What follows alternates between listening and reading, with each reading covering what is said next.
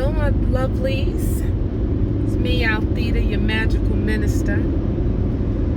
I wanted to take this downtime, this travel time, to talk to you guys. What's going on? Listen, it's a good day. I've been doing a lot of traveling. This week is a powerful week for me. And I've been, as I was driving, I was thinking about how far I've come, right? My journey of ascending and transitioning, going from my old way of being, that karmic pattern and lifestyle, and dying to the old self and being resurrected or reinvented, whatever they want to call it. I'm a new creature, truly am. And there are so many of us that are on this path, on this journey, but we're in different phases and stages. And some of us are flowing. Some of us are meeting bumps on the road, or some of us get stuck in a little bit of a bottleneck. Because there's so much that takes place during this process. It's an outstanding process. Ascending and transforming, becoming your better version of yourself, becoming your higher self, stepping into that place of being. There are so many things that transpire in this process. And I just wanted to share this and just admonish you to don't be discouraged. Joy comes in the morning. That's a song. But and it's a scripture. Because on this process, you can quickly become discouraged. Because it's built into the process that you're going to have to come to terms with some things that are going to be uncomfortable. That are going to cause you to have a feeling of loss, separation, there's many things. Because when we transition from being a third dimensional, carnally driven individual, plugged in to this third dimensional way of being, the work and the coming, the mundane things, we get these attachments. Now, I'm a very detached person. It's in my code to learn a lesson of being detached, and I have somewhat mastered that. And even with me mastering detachment, there were still attachments, of course. I'm a human being. I'm a supernatural human being, but I'm a human being, and that human part of myself attached to things that could not go on with me. And the severing of those relationships and those connections, those belief systems, the severing of that is painful, and people can get stuck in that. I didn't get stuck as much as I grappled with it. I was like, Spirit, are you telling me that I have to cut loose everything? He said, yeah, just about everything, right? Okay, everything and everyone? Oh, yeah? Well, not everyone, but in some ways, everything and everyone that has served their purpose. It's not a bad thing, but it's a thing. And you're going to have some resistance till you start to realize that, what? It is finished. And I'm releasing it. I'm letting it go. I'm letting go of the hold, the attachment to resentment. I'm releasing, fear. I'm releasing my dependency. A lot of those relationships that we have to sever and cut ourselves off from, or put into different perspective, because you may not have to cut off altogether, but you definitely will have to shift your perspective on most everything and accept it for what it is, the truth. And so the severing, it's hurtful. It will cost you some tears, a fistful at least. Don't get discouraged. Don't get stuck. Give yourself some time and understand, overstand, and understand that it's going to take some time. We bust out the gate when we make our decision to surrender and to go with the flow of the 11:11 change, the shift. And we're excited about that, most times when we get there. But you got a little minute before you get excited about the shift. For some of us, the shift, the catalyst is usually not an exciting incident. It's usually one that is very somewhat catastrophic, causing a significant shift in your being, your thoughts, your emotions. That's usually the catalyst to the state that you'll be in when you are shifted into complete and utter surrender. Right? In tarot, I think they call it the tower moment, right? So you will have to first embrace everything is changing, and then you will have to assess what do I do now? Guess what, boo-boos? You don't get to find that out. Not immediately. It comes, you discover. It's the discovery period. Like in law, when we talk about divine law, law. In law, before you get to the meat and potatoes, you gotta go through the discovery period of this process. And baby, there's so much to discover about ourselves and about what we have been through, the retrospective piece of discovery, the facts and the illusions, what was real and what was fake about that whole process, and what was my role and responsibility in it all. So the process is that, you don't go from here to there. There's a middle passage, baby.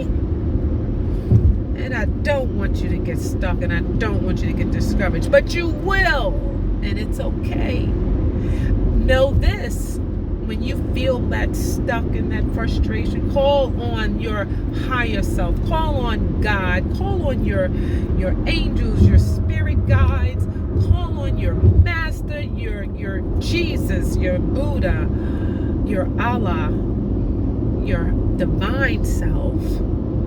Is to say, help me. I can't do this, but know that one that you calling on, you should know that the one you calling on can do it.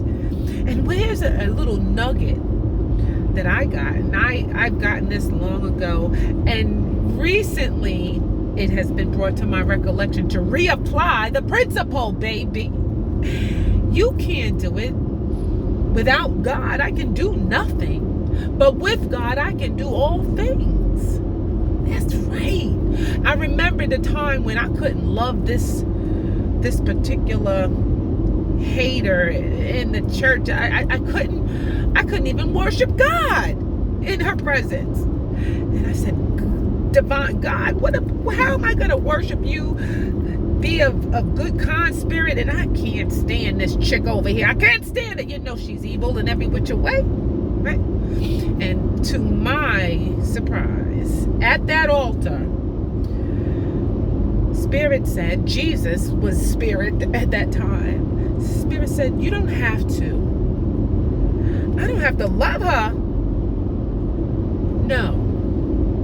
Let me love her through you. That's what Jesus told me. That's what the Spirit my innermost being said, I was snotting, I was tearing, because God is love, and here I am. I know that's a demon. She's after me and every light bearer in the room. I can't even pray and worship you in spirit and truth, and I can't stand this girl. He said, you don't have to love her. So I know you can't love her, not you and your old brokenness and carnality, because I was fire, still am. But the Spirit said, if you'll let me love her through you, oh yes, I can do that. I can let the divine love through me. What a privilege. What an honor. What? Oh yeah, I can do that. I'm going to be gracious, because it's not me, it's the God in me. Baby, I did that thing with ease. And Spirit absolved me of that whole situation. I did my part, passed that lesson, and within months, when I tell you within months, this person was definitely trying to be posed as a block, representative of a block that was in me. And when I passed that divine test, baby, within months, I had moved from one state to the next into my divine destiny. Period. Point blank. What?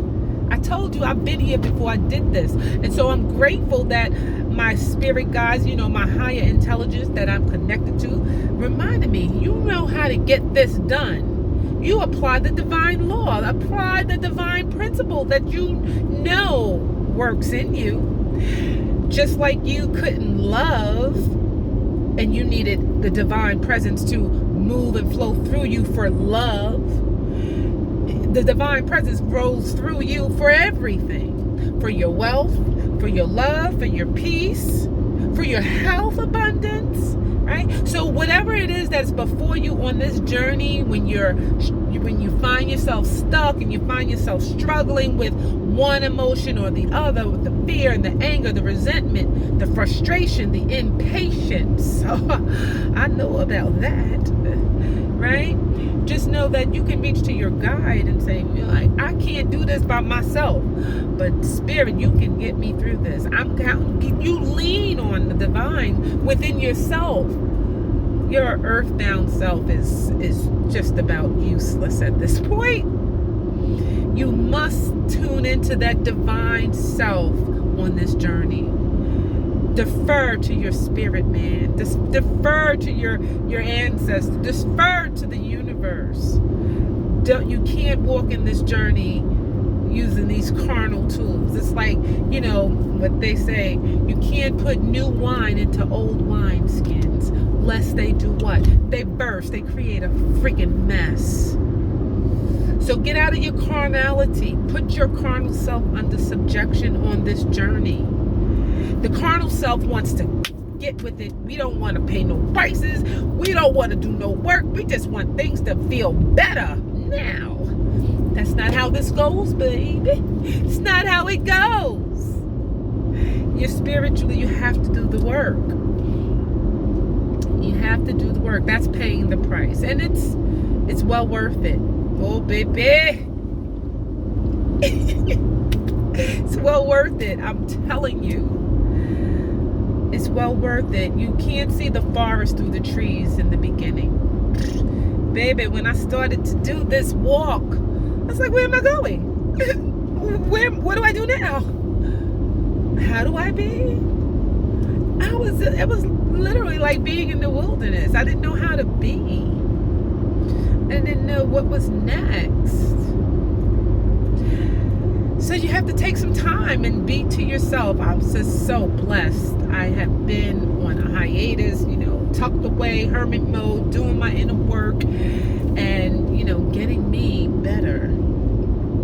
Then I remembered, that's what I would like to do. Oh, that's what I always was very good at. Oh, I am reclaiming my sovereignty. I've been on that, right? Go back a couple of videos. I've been knowing that I'm shifting into sovereignty. And so then I couldn't see how I was going, what?